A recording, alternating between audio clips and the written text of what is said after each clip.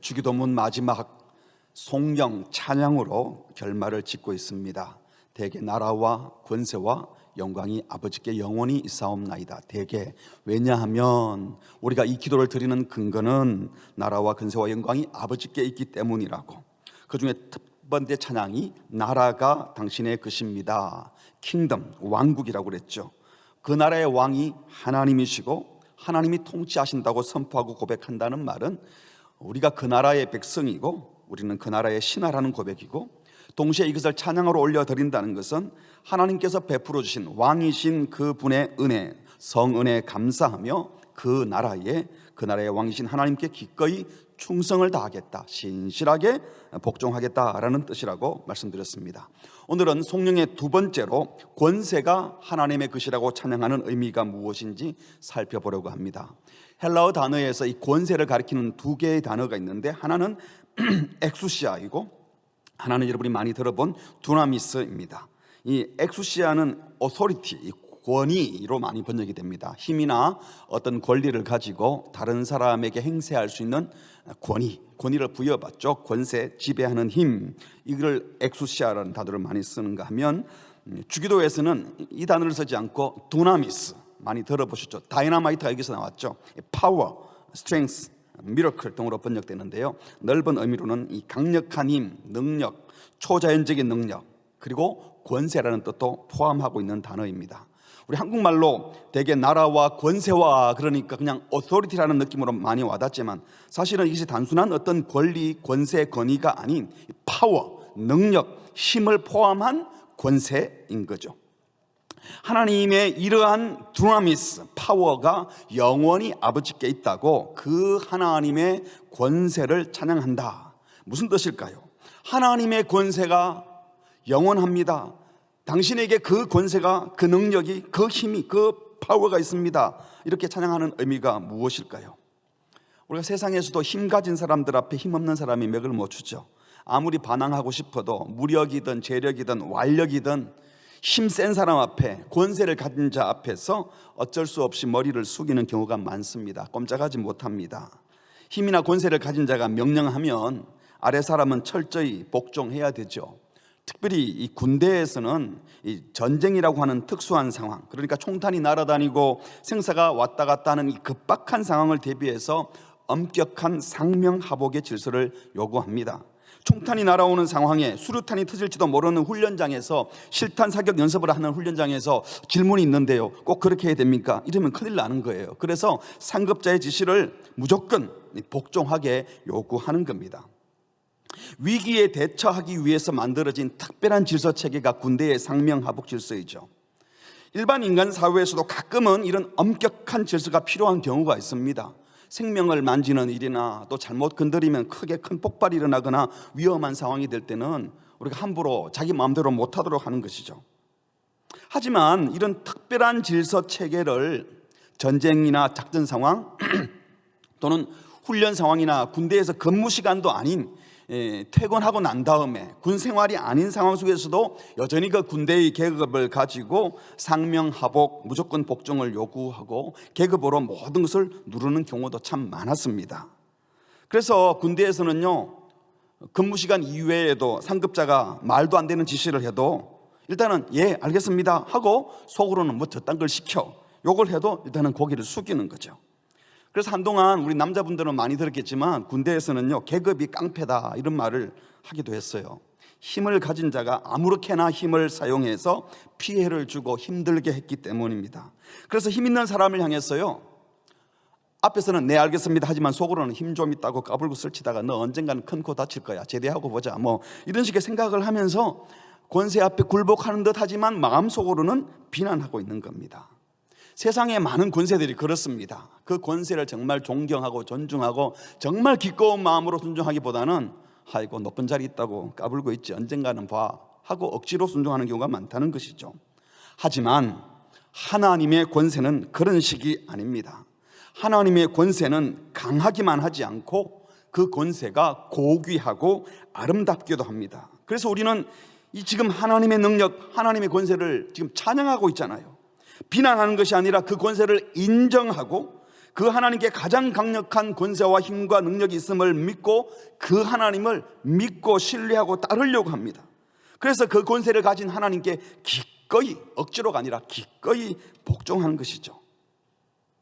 자발적으로 순종하고 싶어 한다는 겁니다. 왜냐하면 그분이 온 우주의 창조주시고 우리를 지으신 하나님이신데, 그분이 우리를 사랑하셔서 그분의 힘과 능력과 권세로 우리를 원수의 공격에서도 지키시고 보호하시고 모든 쓸 것을 그 힘으로 공급하시고 도우시고 마지막에는 원수를 다 괴멸시켜서 우리를 승리토록 하실 것을 우리가 알고 있기 때문입니다. 그렇다면 진정으로 그 권세가, 능력이, 파워가 하나님 당신 것입니다 라고 우리가 성령으로 찬양하고 인정한다면 구체적으로 어떤 삶을 살게 되겠습니까? 세 가지로 정리해 보았습니다. 첫 번째로, 하나님의 권세가 지극한 권세, 최고의 권세라고 찬양하는 사람이라면 하나님 권세에만 굴복하지 하나님 외에 그 어떤 권세에도 굴복하지 않을 겁니다. 하지만 현실적으로는요, 이 세상에는 하나님 외의 힘이라고 여겨지는 것들이 너무나 많아요. 예전에는 인간의 힘으로 되지 않는 일인 줄 알아서 신의 도움을 구했던 것들이 이제는 과학기술의 발달로, 의술의 발달로 쉽게 해결되는 게 너무 많아요. 옛날에는 죽을 병인 줄 알았는데 아스피린 하나 먹으면 낫기도 하고, 간단한 수술로 살게 되는 경우가 허다합니다. 전염병이 발생하면 예전에는 신의 저주라고 생각해서 신께 나와서 다 간구했는데 이제는 방역 방법을 찾아내고 백신 치료제 찾아냅니다. 그러니까 여러분, 지금 하나님께 이 병을 이기기 위해서 간절히 구하기보다 백신 맞으려고 얼마나 애를 쓰고 있습니까? 하나님보다 그걸 더 찾는 거죠. 여기서 무신론 과학자들은요, 기독교 신앙을 냉소적으로 비판하면서 자막에서 보신 것처럼 틈새의 신이라는 말을 만들어냈습니다. 무슨 소리입니까? 지금까지 기독교인들은 과학이 설명할 수 없는 영역은 하나님의 개입으로만 가능하다고 생각해 왔어요. 그런데 의학이 발달되고 생명과학이 발달하고 IT나 전자공학 기술력으로 이 신의 역할을 과학이 하는 거예요. 그래서 이제 초월적인 신을 불러들여야 될 영역이 점점 좁아지게 되면서 기독교의 손을 비꼬는 겁니다. 틈새 남은 자리에만 기독교 신이 역할을 한다. 기독교 신이 이젠 틈새의 신이 되어버렸다는 겁니다.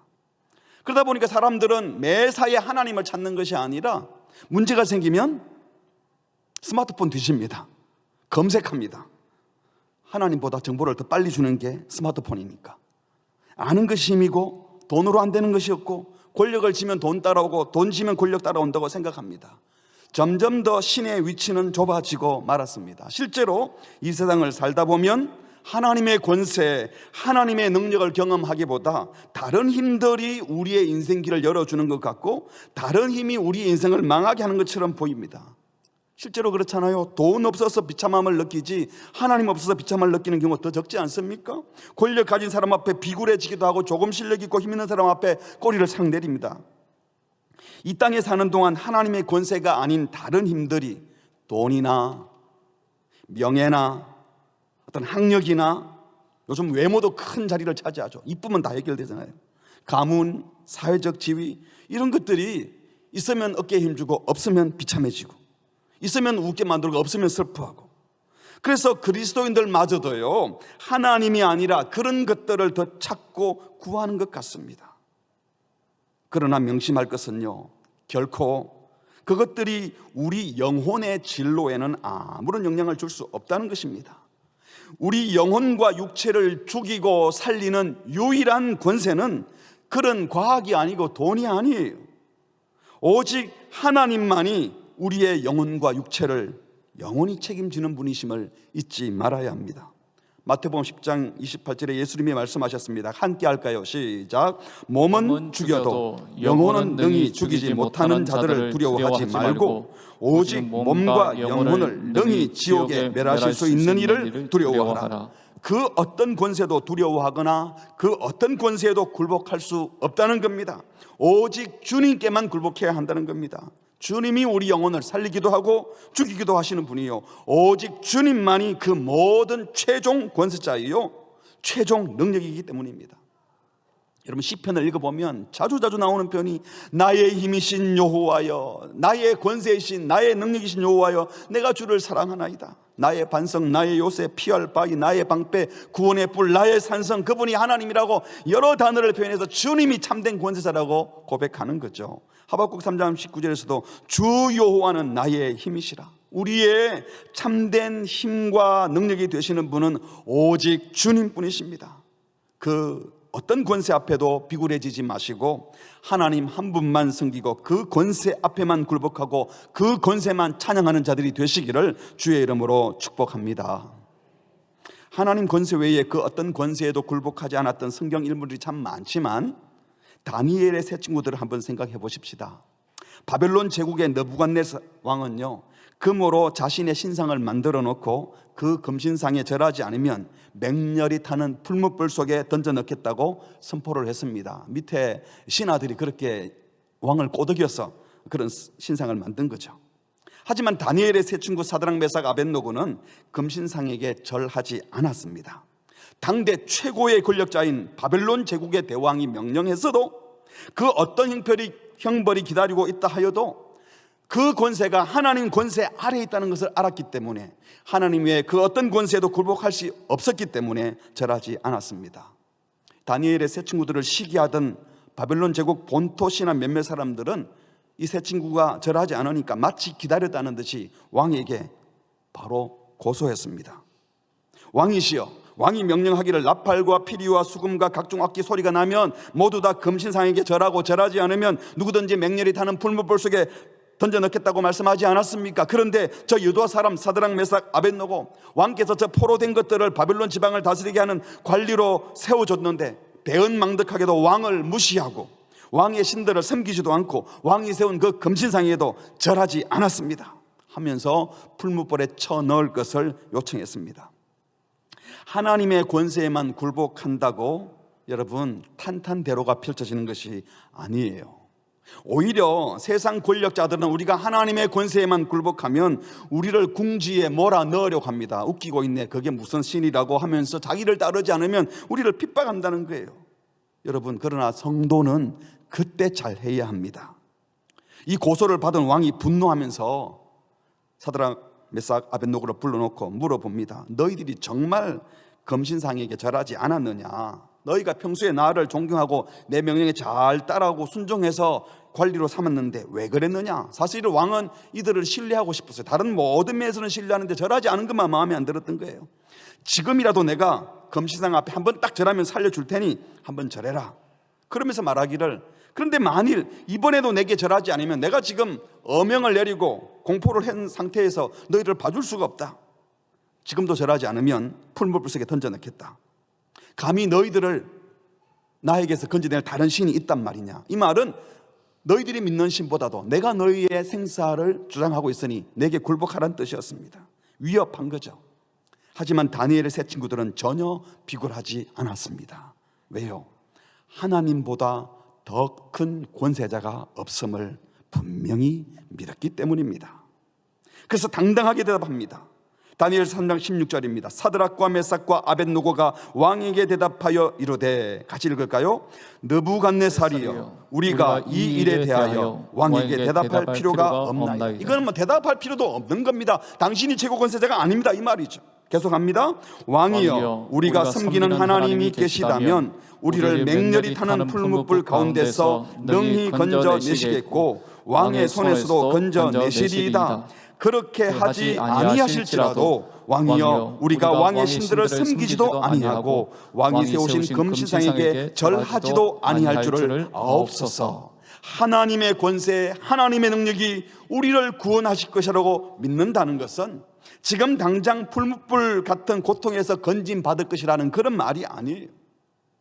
세속 권세가 내 육체를 풀무불 같은 환란에 집어넣을 수도 있고 하나님께서 구원할 능력도 있으신데 구원하실 수도 있고 안 하실 수도 있지만 내가 풀무불 속에서 고통을 안 당할 것이니까 하나님을 따르는 것이 아니라 하나님의 권세를 믿는 것이 내 영혼을 영원히 책임지는 그분께 맡기는 것이기 때문에 그 어떤 고통과 시련이 오더라도 내 영혼은 하나님께 맡기지 당장 나를 위협하는 저 느부갓네살에게 맡길 수 없다는 거예요.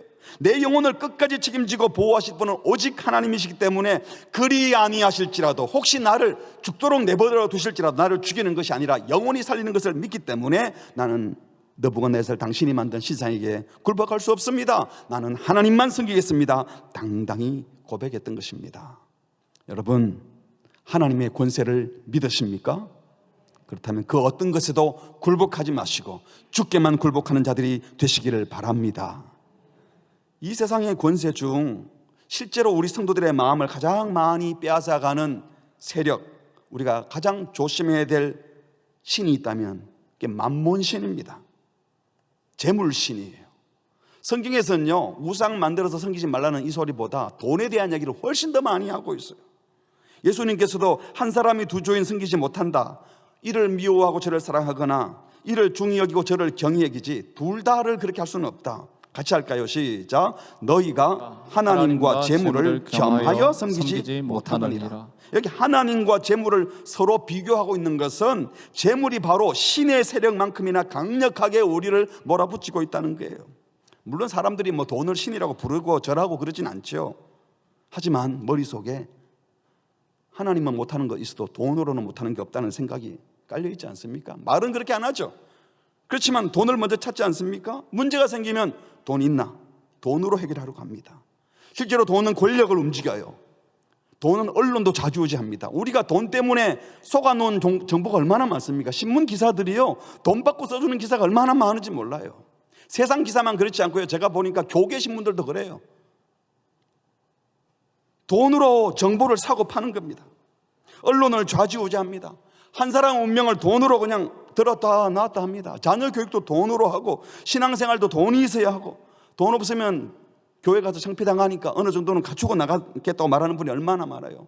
어떤 분들은요, 남자분들이 내가 지금 직장이 없는데 창피해서 교회 못 나간다고. 여러분, 그런 분들이 교회에 와서 직장이 없어도 힘이 들어도 교회에 와서 위로받을 수 있어야 되는데 이곳이 창피하게 만드는 곳이면 돈이 더 우상이 되어 있는 거예요. 그래서 돈이 있어야 신앙생활도 한다고 말하는 거예요. 돈 때문에 부부가 갈라서기도 하고, 장례식 치르고 나면요, 정리되지 못한 이 고인의 재산 처리하는 문제 가지고 형제간에 싸움이 나고 어떨 때는 법정에 세우기도 하더라고요. 그런데 웃기는 건요, 그렇게 돈을 좋아하면서도 정작 큰 돈을 가지게 되면요, 이전보다 더 행복하게 사는 것이 아니라 거의 대부분이 욕망을 채우고 난 다음에는 더 불행해집니다. 왜냐하면 그 돈이 나를 지배해버리기 때문입니다. 돈은 여러분, 넘치는 것보다 조금 모자라는 게 낫습니다. 여러분, 다 조금씩 모자라죠? 많이 모자랍니까? 그래서 지금 이렇게 나와서 예배 드리고 있잖아요. 아침 식사도 하시고 밤에 주무시기도 하고. 여러분, 분에 넘치는 돈은 사람을 복되게 하지 않고 돈의 노예로 만들어버립니다.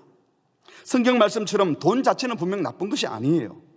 디모데전서 6장에 보니까 돈을 사랑하는 것이 일만하게 뿌리다. 그래서 이것을 탐내는 자들이 미혹을 받아서 심지어 믿음에서 떠나 많은 근심으로 자기 영혼을 찔러버린다. 돈에 압사당하는 거예요. 돈 사랑하는 것이 문제라는 겁니다. 디모데전서 후서 3장에 보니까 너는 이것을 알라, 말세에 고통하는 때가 이르러. 말세의 징조 가운데 하나가 사람들이 자기를 사랑하는데, 자기를 사랑하면서 동시에 하는 것이 돈을 사랑하고 자랑한다 했어요. 말세의 사단이 사람들을 범죄케 만드는 가장 큰 주요한 도구가 돈이라는 거예요. 여러분, 교회의 문제들 대부분이 돈 때문이에요. 뭐 이런 문제 저런 문제 얘기하지만 알고 보면 다 돈이에요. 돈을 어떻게 관리하고 어떻게 쓰고 어떻게 계획하고 누가 어떻게 하고. 돈은 섬김의 대상이 아닌 줄 알지만 현실적으로는 우리가 힘들 때 이유가 실제적으로 돈이 모자라서 힘들 때가 참 많고, 돈 때문에 당장 고통을 당하는 경우가 많아요. 그래서 돈이 생기면서 염려가 싹 사라지기도 합니다. 문제가 해결돼요. 돈이 있어야 안정된 삶을 살 수 있다고 생각하게 만들고 있어요. 실제로 또 그래요. 왜요? 돈으로 되는 게 너무 많거든요. 그게 사실입니다. 하지만 성경은 돈으로 안 된다는 게 아니라 돈에 대해서 이렇게 말합니다. 돈은 정함이 없다. 정함이 없다. 무슨 뜻이에요? 디모데전서 6장 17절에 네가 이 시대의 부환자다, 부자들에게 명하여 마음을 높이지 말고 정함이 없는, 영어 성경은 uncertain, 무슨 말입니까? 확실하지 않은, 분명하지 않대. 분명하지 않은, 왔다 갔다 하는 그 재물에 소망을 두지 말라. 주변에 보면 나도 한때 잘 살았어 이런 말씀하는 분이 있어요. 이 말은 한때 잘 살았는데 지금은 망했다는 거죠. 이 말은 잘 살다가도 갑자기 부도가 나서 빚쟁이가 되어 다니는 자가 있는가 하면요, 돈 많았는데 모르던 질병 얻고 죽도록 고생하다가 열심히 벌어둔 돈 병원에 다 갖다 바치는 경우가 있습니다. 아유, 이럴 줄 알았으면 그냥 조금 벌면서 건강하게 살 걸 너무 괜히 욕심냈네. 뒤에 후회해도 소용이 없죠. 갑자기 큰 돈을 버는 수도 있지만요, 이 말은 갑자기 모든 것을 잃을 수도 있는 사회라는 말이라는 거죠. 예기치 못한 사건 사고를 만나 하루아침에 빈털털이 되었다는 이야기 종종 들으시죠. 나는 그런 사건 사고와 상관이 없다 할지라도 열심히 모아뒀는데 하나님이 우리를 불러가 버리시면 빈주머니로 하나님께 가야 됩니다. 하나님 앞에 가가지고 하나님, 제가 열심히 살아가지고요 절약하고 열심히 모아서 은행에 지금 내가 몇 억을 잔고 두고 왔거든요. 그리고 집에 몇 채가 내 이름 어떠니까 많이 두고 남기고 왔어요. 제 열심히 살았죠. 하나님, 아이고 수고했네 그러겠어요? 근데 거기서 많이 넣어놓고 많이 네 이름으로 해놨는데 천국 와서 쓸 거는 좀 얼마나 갖다 놨냐? 그런 게 어디 있습니까? 그런 거 제가 몰랐는데요, 내가 다 말해줬잖아. 왜 그거 몰랐어? 마태복음 6장 19절, 너희를 위하여 보물을 땅에 쌓아두지 말라. 거기는 동록이 해하며 도둑이 구멍을 뚫고 도둑질하느니라. 오직 너희를 위하여 보물을 하늘에 쌓아두라. 거기는 좀이나 동록이 해하지 못하며 도둑이 구멍을 뚫지도 못하고 도둑질도 못한다. 거기 놔두는 건 다 쓸모없어지고 썩어 없어진다고 했잖아. 여기에 쌓아둔 게 없어서 어떡할래? 라고 질문하실 수 있다는 겁니다. 재물의 권세, 돈의 권세에 휘둘리지 마시고, 이 땅에 재물을 많이 모아둔 것 가지고 여유를 가지 마시고요, 영원한 세상에서 주님과 함께 평안을 누리고 싶다면 지금 여러분에게 주신 물질들을 잘 쓰시기 바랍니다. 모아둔 것에 안정을 누리지 마시고 차라리 빚을 내어서라도 이웃을 섬기고, 어쩌면 빚을 내어서라도 남을 섬겨야 될지도 몰라요. 우리 교회도 빚 다 갖고 뭐 하지 이랬다가는 아무것도 못했을 거예요. 하지만 본질적으로 우리는 돈 없어도 자녀 교육은 시키고 돈 없어도 꼭 해야 될 것들 있잖아요. 마찬가지로 우리가 부족해도 정말 주의 영광을 위하여 하나님의 백성으로 돈에 휘둘리는 것이 아니라 주의 뜻을 위하여 사용할 줄 아는, 돈의 권세에 굴복하는 것이 아니라 돈을 잘 사용하는 우리 모두가 되시기를 주의 이름으로 축복합니다. 또 우리가 굴복하지 말아야 될 권세, 조심해야 될 것이 있다면 사람들이 나를 알아주기를 바라는, 내 이름 석자 알아주고 나를 지켜 세워주기를 바라는, 인정해 주기를 바라는 명예욕입니다. 사람들이 나를 높이 쳐다봐 주기를 바라서 어떤 포지션, 어떤 자리에 가고 싶어요. 내가 이런 직분을 맡고 이런 자리에 가야 사람들이 알아주지. 진정으로 세상 그 어떤 권세와 명예보다 하나님의 권세가 가장 강력하고 힘이 있고 영향력 있는 것을 안다면 주께서 그 권세로 어떻게 우리를 섬기고 그 권세를 가진 분이 십자가에 죽기까지 복종하신 이유가 무엇인지를 알아야 하는 겁니다. 만일 성도가 부와 명예를 구하고 높은 자리를 부러워하고 명품으로 치장한 사람, 럭셔리한 차 타고 있는 사람을 부러워하고 그런 것이 없는 자신을 아유 나는 하찮은 존재야 라고 생각한다면 하나님의 권세를 진정으로 인정하지 않고 이 땅의 돈의 권세, 명예의 권세, 사람들에게 알려지고 인기 있는 권세를 더 중요하게 생각한다는 반정이에요. 여러분, 사실 이 세상에서 그 어떤 명예를 얻고 그 어떤 자리에 오르더라도 그 명예나 그 자리가 우리 영혼을 행복하게 못하고 우리를 지켜주지 못합니다. 사람들 앞에서 자존심 지키고 싶고 사람들이 알아주지 않으면 마음이 상하고 조금이라도 힘이 생기고 권세가 생기면 사람들 앞에서 내가 이 자리에 있어 나 알아봐줘 하고 어깨에 힘주고 싶은 이유가 뭘까요? 하나님의 인정보다 사람의 인정을 더 구하는 것은 사람이 만들어 놓은 권세를 하나님 권세보다 더 소중하게 생각하는 거예요. 하나님 앞에서 좋은 이름 얻는 것보다 사람들 앞에 명예와 부를 얻고 사람들에게 인정받는 것을 더 좋아하기 때문에 하나님의 권세를 그들에게 빼앗겨버렸기 때문에 그 짓을 하는 겁니다. 우리 찬송 부를 때 존귀 영광 모든 권세 주님 홀로 받으소서, 멸시천대 십자가는 제가 지고 가오리다. 존귀 영광 모든 곳에는 하나님께 올려드리고 우리는 멸시천대 십자가 지겠습니다. 이름 없이 빚도 없이 감사하며 섬기겠습니다. 이름 없이 빚도 없이 감사하며 섬기겠습니다. 여러분, 이 찬양을 진정으로 부르는 자가 하나님의 권세를 인정하고 높이는 자인 줄 믿습니다. 사랑하는 성도 여러분, 이 세상 모든 권세는요, 대단해 보여도 아무리 효과가 있어 보여도 일시적이에요. 잠시예요. 하나님의 권세만 영원한 겁니다. 여러분, 국가 원수가 되든 대통령이 되든요, 하여튼 여러분, 내가 저 자리에 가면 백성을 위해서 일할 거라고 애를 쓰지만요, 정말 높은 자리에 올라가면 그 마음을 유지하기가 어렵습니다. 인간은 그래요.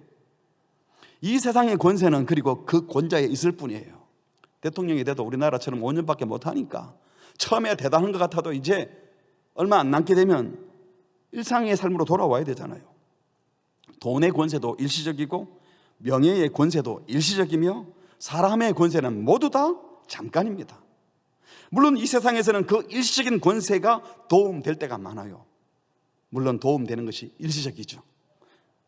법조계나 정계나 고위공무원을 알고 있으면, 또 경제계, 교육계에 친분이 있는 사람이 몇 명 있으면 일 처리할 때 마음이 편안하고 쉽게 일이 진행되잖아요. 아는 사람 통해서 하면.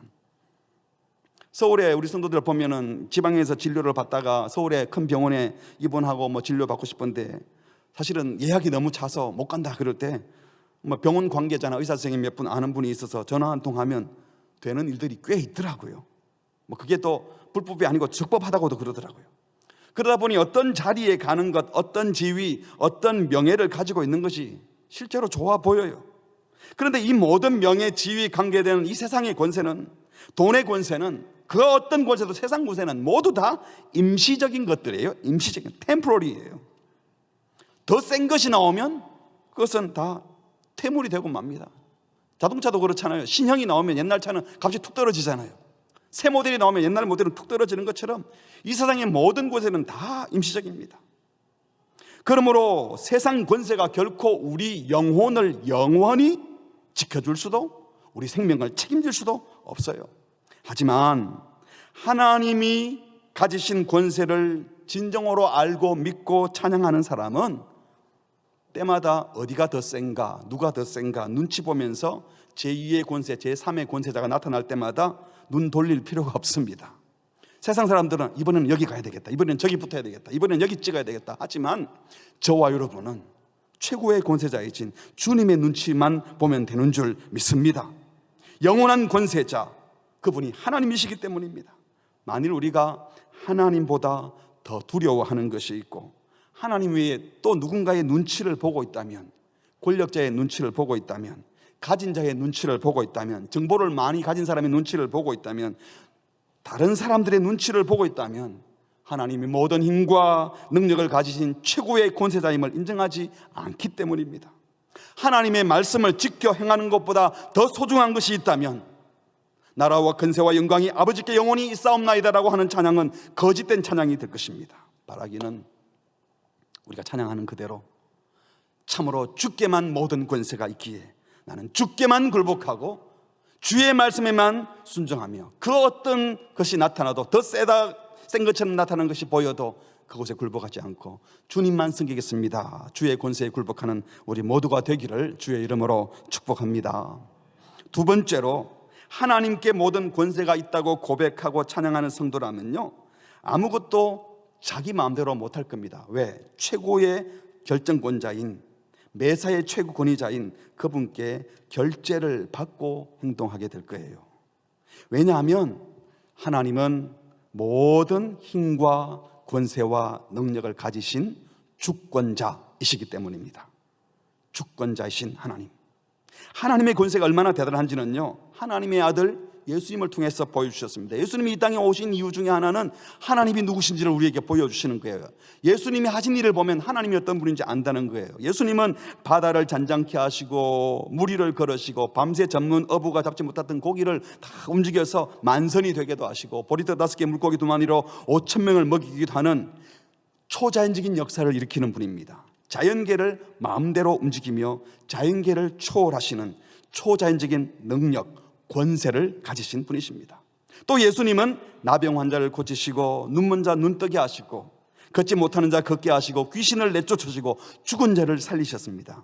예수님은 모든 질병의 권세, 사망의 권세, 어둠의 권세를 물리치시는 참된 치유자요 회복자이십니다. 그 권세로 회복시키는 일을 하셨습니다. 무엇보다도 예수님은 무에서 유를, 아무것도 없는 데서 창조해내시는, 창조계 이전부터 계시던, 태초 전부터 계시는, 시간까지도 만드신 하나님이십니다. 모든 것의 근원이 되시는 분, 세상 그 어떤 권세와도 비교할 수 있는 모든 힘과 권세와 능력의 근원이 되시는 분, 궁극적 권세자가 되시는 분이 바로 하나님이십니다.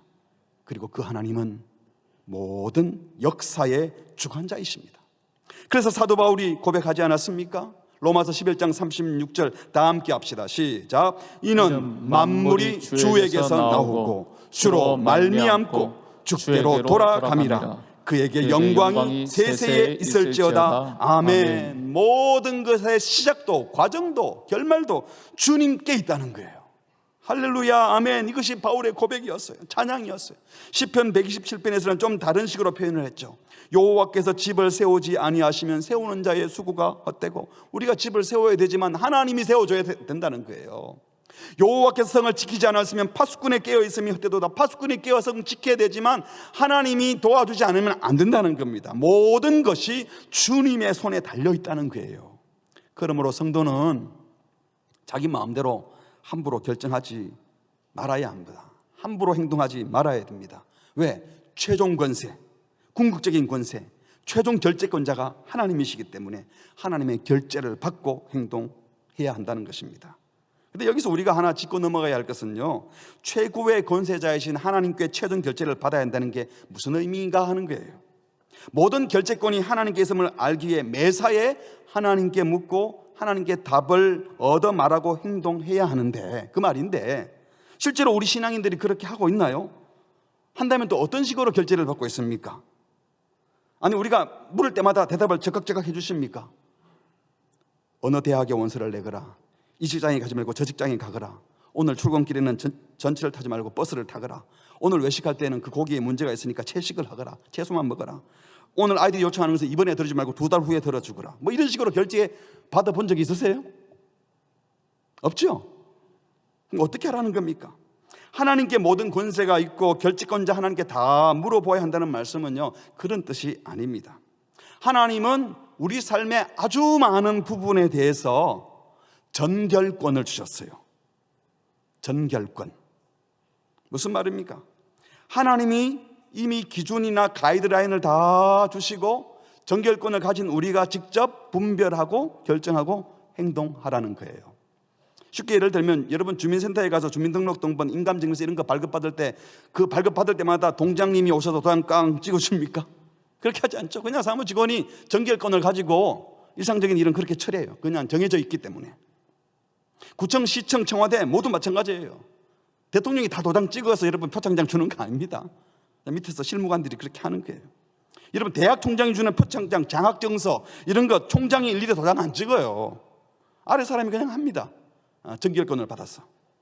마찬가지입니다. 하나님의 결재를 받아야 한다고 해서요, 하나님께서 오늘 점심을 뭘 먹어야 할지, 텔레비전 프로는 뭘 봐야 할지, 아침에는 몇 시에 일어나야 될지, 부모님께 선물을 무엇을 할지, 배우자를 누구로 선택할지, 남편의 마음을 즐겁게 해주기 위해서 해야 할 일이 무엇인지, 자녀들을 어떻게 양육하고 어떤 말로 충고해야 될지, 이게 일일이 결재해 주지 않습니다. 이미 대부분 전결사항으로 네가 결재하라, 네가 결정하라고 말씀하셨어요. 여러분 오해하지 말 것은 우리 마음대로 하라는 게 아닙니다. 이미 가이드라인을 미리 주셨다는 겁니다. 그리고 그 가이드라인을 따라서 우리가 직접 선택해야 되는 겁니다. 하나님이 허락하신 능력 한도 내에서 내가 결정하고 시행하고 책임도 내가 져야 합니다. 무슨 말인가 하면 우리는요, 정직하고 성실하며 탐심내지 않고 하나님과 이웃을 전심으로 사랑하라 하는 이 기준은 다 알고 있는 거예요.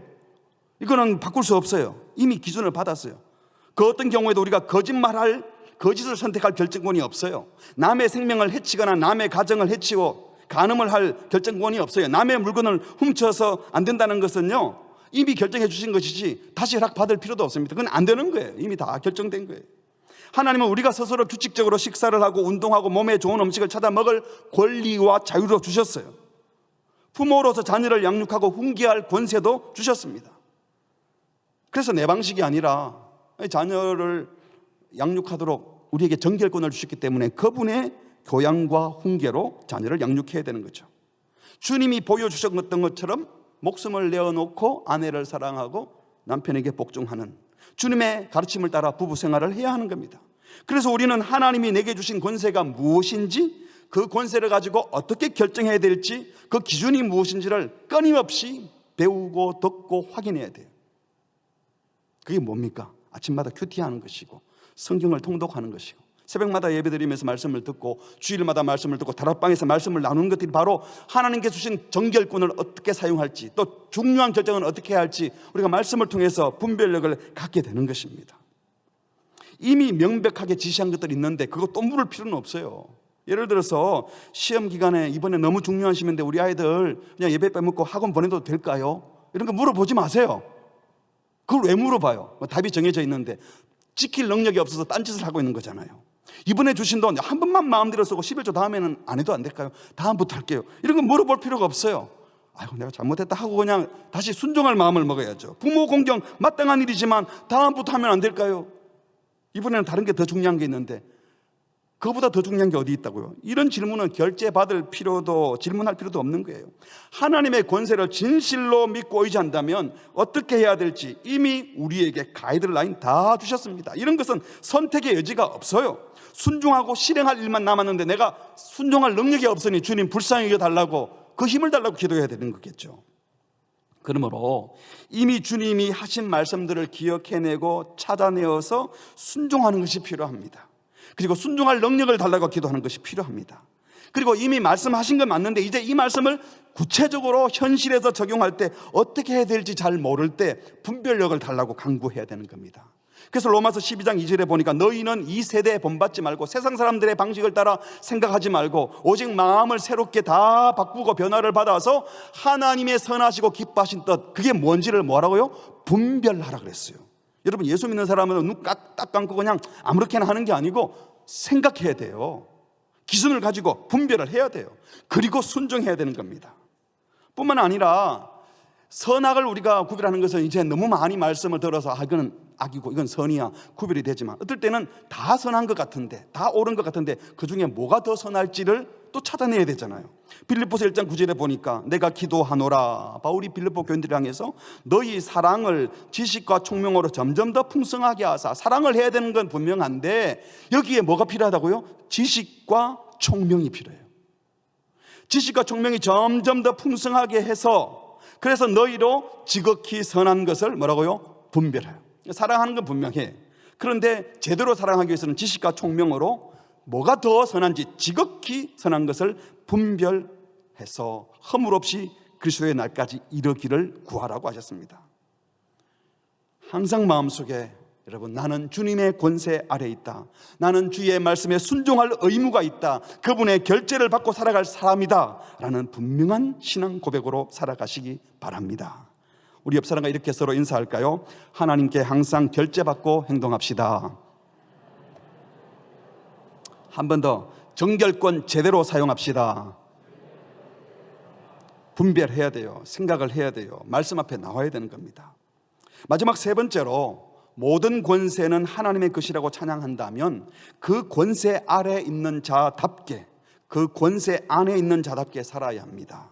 하나님의 권세가 어떤 권세입니까? 천지 만물을 창조하신 권세, 생명을 죽이고 살리는 권세, 온 인류의 죄를 심판하고 온 인류를 구원하실 수 있는 권세, 사단, 마귀, 거짓, 사망 권세를 멸하시는 권세인데요, 그 권세를 가지고 하나님은 원수도 사랑하는 권세를 가지십니다. 그 권세를 치유하고 회복하는 데 사용하십니다. 거룩함으로 이끄는 데 그 권세를 사용하시고 섬기는 삶으로 인도하시는 권세입니다. 모든 거짓과 탐욕, 교만과 우상숭배, 게으름과 더러움을 물리치는 권세이에요. 전지전능하셔서 못하시는 것이 없으신 초월적 능력을 갖고 계시지만 세상 사람들은 권세에 있으면 어떡합니까? 너희들은 우리 편에 못 들어와, 우리 같은 수준이 아니야, 배제시키고 차별하고 누르고 올라가고 내가 위에 있는 것을 주장하려고 짓밟아 누르고 배제하고 차별하는데 올라가는데 그 권세를 쓰지만 우리 주님은 그 권세를 가지고 사랑하고 용서하고 품어내고 다 받아내고 공동체 안에 들어오도록 하는데 그 일을 위해서 낮아지는 섬김의 능력, 사랑의 능력을 발휘하셨습니다. 이 하나님의 권세를 묵상하면 모든 것이 달라져요. 기도하는 자세가 달라집니다. 왜 기도하죠? 내 힘과 권세로 할 수 없기 때문에 주님의 도움을 구하며 기도한 거잖아요. 주님의 권세를 믿고 의지하고 기도하는 거예요. 정말 그렇게 기도한다면요, 바리새인처럼 기도할 수가 없어요. 바리새인은 어떻게 했습니까? 평소에 잘 살았어요. 그래서 나는 토색, 불의, 간음 이런 거 하나도 안 했습니다. 저 세리와는 다릅니다. 내가 아무리 잘못해도 저 안 믿는 것들, 세상 사람들보다는 제가 낫지 않습니까? 저 잘난 척하는 교만한 사람들보다는 내가 그래도 좀 더 겸손한 거죠. 스스로 그런 식으로 생각하고 있다면 하나님의 권세 아래 있는 자가 아니에요. 하나님의 권세 아래 있으면 남들과 비교해서 내가 더 잘났다고, 내가 더 겸손하다고, 내가 신앙생활 잘한다고 이런 생각 자체를 안 합니다.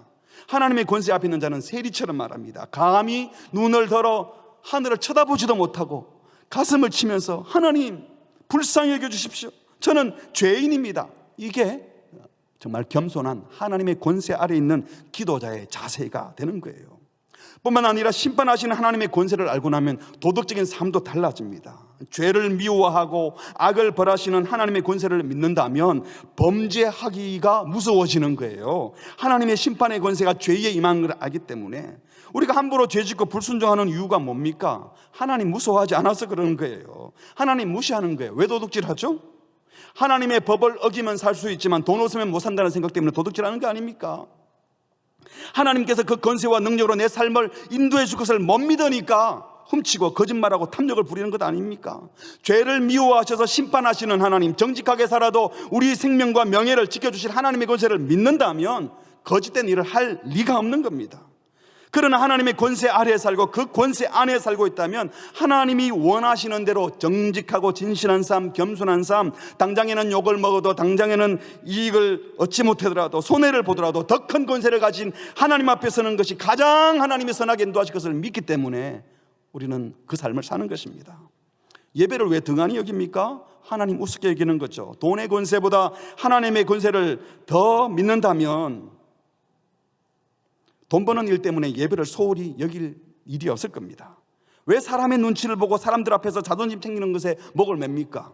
하나님이 알아주는 것보다 사람이 알아주는 것이 더 귀하다고 생각하는 거예요. 하나님과의 관계보다 친구나 상급자나 다른 사람에게 인정받는 것이 훨씬 더 소중하니까 거기에 목을 매는 거예요. 진실로 하나님이 크게 보이고 하나님의 권세를 가장 소중하게 여긴다면 결코 사람들의 눈치 보거나 사람의 인정에 굴해서 겁쟁이처럼 살지 않을 겁니다. 하나님 앞에서 하나님을 두려워하는 사람은 사람 앞에서 당당하게 확신 있게, 그러나 거만하지 않고 겸손한 자세로 살아갈 수 있는 줄 믿습니다. 하나님의 권세에 최고의 가치를 두고 하나님의 힘과 능력이 그 무엇보다도 강하고 하나님의 권세와 능력이 반드시 우리를 지키고 보호하시고 궁극적으로는 가장 선하게 인도하실 것을 믿으시기 바랍니다. 최고의 권세자이신 하나님의 아들 예수 그리스도께서 그 권세를 어떻게 사용하셨죠? 하나님께서 사람의 모양으로 나타나셔서 자기를 놔주시고 죽기까지 복종하셨습니다. 그리고 십자가에 죽으셨습니다. 그렇게 했더니 우리 아버지 하나님께서 예수님을 지극히 높여 모든 이름 위에 뛰어난 이름을 주사 하늘에 있는 자들과 땅에 있는 자들과 땅 아래에 있는 자들로 모든 무릎을 예수의 이름에 꿇게 하시고 모든 입으로 예수 그리스도를 주라 시인하여 하나님 아버지께 영광을 돌리게 하셨느니라. 섬김으로 궁극적으로 높아지신 예수 그리스도, 그분의 권세 앞에 무릎 꿇는 우리도 섬김으로 주께서 높여주실 것을 믿고 내가 주께 받은 능력과 권세로 남을 누르고 올라가고 넌 안 돼, 너 같은 사람은 안 돼 하고 배제하거나 줄 꺾고 차별하는 것이 아니라 하나님이 주신 권세로 더 사랑하고 용서하고 공동체 밖에 있는 사람들을 마음껏 문 열고 들어오게 하고 이방인들까지 받았던 교회 공동체의 모습이 오늘 우리에게 나타나야 하는 것입니다. 여러분, 능력이 주어지면 그 능력으로 내 명예 회복하는 데 쓰지 말고 주님의 이름 높이는 데 쓰시기 바랍니다. 능력이 주어지면 그거 가지고 내게 허했던 거 메우는 데 쓰지 마시고 아무도 차별받거나 소외받지 않도록 하는 일에 더 사용하시기 바랍니다. 다시 말하면 내 것 챙기기 위한 능력이 아니라 형제의 필요와 이웃의 필요, 주님의 교회 공동체의 필요를 제대로 채우기 위해서 그 힘과 권세를 사용하는 우리 모두가 되시기를 주의 이름으로 축복합니다. 말씀을 맺습니다. 만일 우리가 하나님의 뜻을 무시하고 내 마음대로 결정하고 인생을 산다면, 또 하나님의 권세를 믿지 못해서 그 권세를 인정하지 못하고 사단의 권세, 물질, 명예, 욕심, 권력에 굴복하여 산다면 나라와 권세가 영광이 아버지께 있습니다. 이 기도는 거짓된 기도가 될 것입니다. 진실로 대개 나라와 권세와 영광이 아버지께 영원히 있사옵나이다 라고 찬양하면서 하나님께 진정 찬양을 올려드리고 그분의 권세를 높이기를 원하십니까? 그렇다면 첫 번째로 하나님의 권세에만 기꺼이, 억지로가 아니라 기꺼이 즐겁게 복종합시다. 힘있다고 느껴지는, 내 인생에 도움될 것 같다고 여겨지는 더 센 것이 오더라도 그게 더 센 것이 아닌 줄 알고 눈 돌리지 마십시오. 신앙생활을 잘 할 수 있는 기본은요, 내가 힘이라고 생각하는 힘을 다 버리는 겁니다. 힘 빼야 돼요. 자꾸 세상적인 힘을 쓰려고 하다가 더 힘들어지는 거예요. 다 내려놓고 하나님의 권세에 납작 엎드려 굴복할 때 주께서 주시는 자유와 평화를 누릴 겁니다. 두 번째로, 모든 일에 하나님의 결제를 받고 행동합시다. 시시콜콜한 것까지 다 물어보라는 말씀이 아닙니다. 이미 우리에게 정결권을 주셨습니다. 그래서 시시콜콜한 것까지 다 그 정결권을 가지고 말씀 앞에서, 하나님 앞에서 물어봐야 합니다. 하나님이 명백하게 말씀해 주신 그 가이드라인을 따라서 하나님을 온전히 사랑하고 이웃을 내 몸처럼 사랑하는 그 말씀을 따라서 잘 분별하고 행동하는 우리 모두가 되기를 바랍니다. 마지막 세 번째로, 우리 삶 전부가 하나님의 권세 아래 있음을 인정하며 그 권세를 두려워하고 그 권세에 힘을 얻고 하나님 주신 그 권세를 주님처럼 사용하셔서 그분의 권세를 주님이 보여주셨던 섬기고 받아내고 공동체를 이루어내는데 잘 사용하는 참된 권세자, 주님의 권세를 높이는 성도들 되시기를 주의 이름으로 축복합니다. 아멘. 우리 함께 찬양하겠습니다. 시편 기자가 자주 고백했던 대로 나의 힘이 되신 여호와, 나의 반석, 나의 요새, 나의 산성, 나의 뿔, 나의 구원 되시는 참 힘이고 참 권세자이신 주님을 마음 다해 찬양하시겠습니다.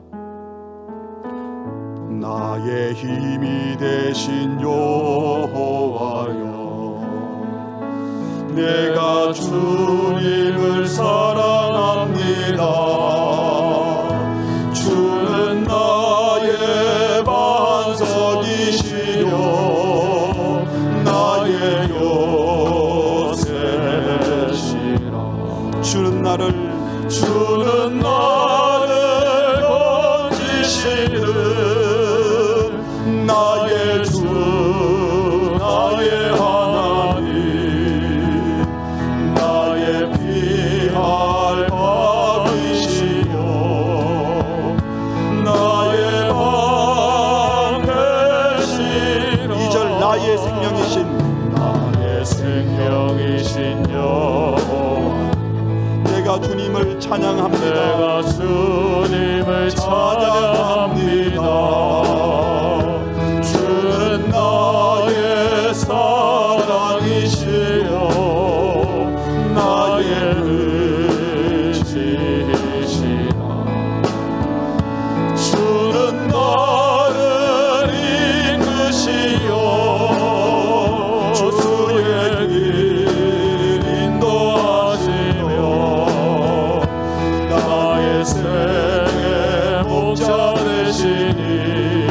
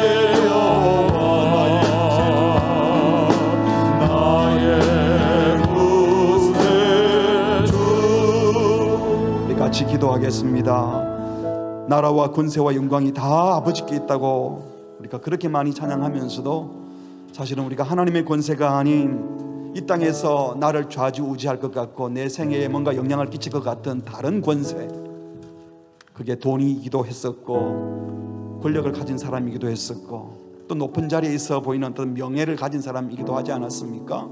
우리의 마음이 언제 흔들렸습니까? 언제 자존심이 상하고 언제 마음이 무너졌습니까?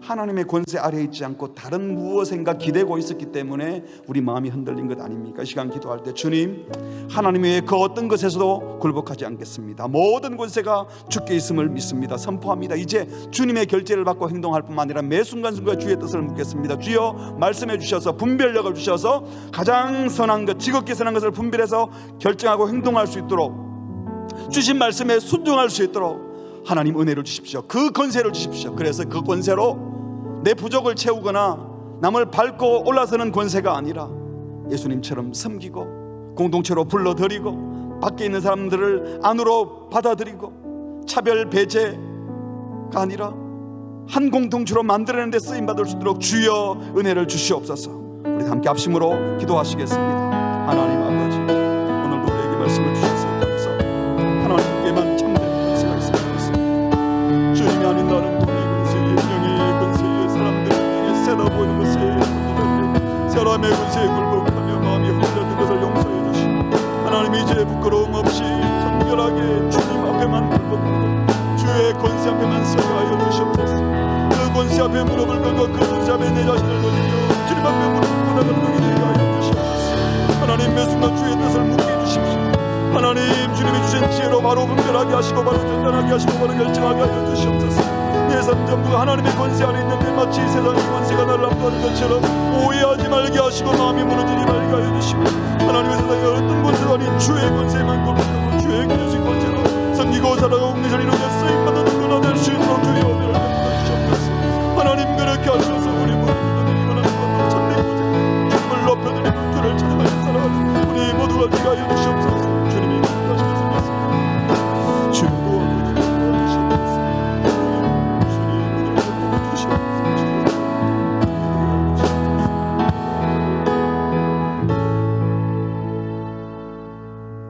만물을 창조하시고 죽은 자를 살리시며 주의 백성을 구원하시며 회복하시며 최종 심판의 권세를 가지신 그 하나님의 권세를 찬양합니다. 주님, 하나님의 권세가 우리를 구원하고 살리고 회복하고 사랑하는 데 사용되었던 것처럼 이제 우리가 그분의 권세 앞에 복종하고 그분의 결제를 받고 행동하는 모든 삶이 참으로 주께서 기뻐하시는 교회 공동체를 이루어내고 버려지고 차별받고 힘들어하고 소외된 영혼들을 주님 앞으로 이끌어오는 일에, 더 잘 섬기는 일에 우리의 권세, 우리가 받은 권세가 사용되게 하여 주시옵소서. 세상의 사람들처럼 비교하고 경쟁하고 밟고 일어서는 일에 힘을 쓰는 것이 아니라 사랑하는 일에, 섬기는 일에, 주님의 나라를 이루는 일에 우리 성도들이 그 권세를 사용할 수 있도록 주께서 하늘 권세를 우리 모든 성도들에게 내려 주시옵소서. 주께서 말씀하실 때 그 말씀에 순종할 수 있는 능력도 허락하여 주시고 사단의 권세를, 거짓의 권세를 진실로, 사랑으로, 정직으로 이겨내게 하여 주시옵소서. 이번 한 주간도 성도들이 삶의 현장에서 주의 권세를 찬양하며 주의 권세에 의지하여 살아갈 때에 주께서 우리 성도들의 삶을 복내려 주시고 이 세상에 하나님의 통치가 임하게 하여 주시옵소서. 예수님의 이름으로 축복하며 기도합니다. 아멘.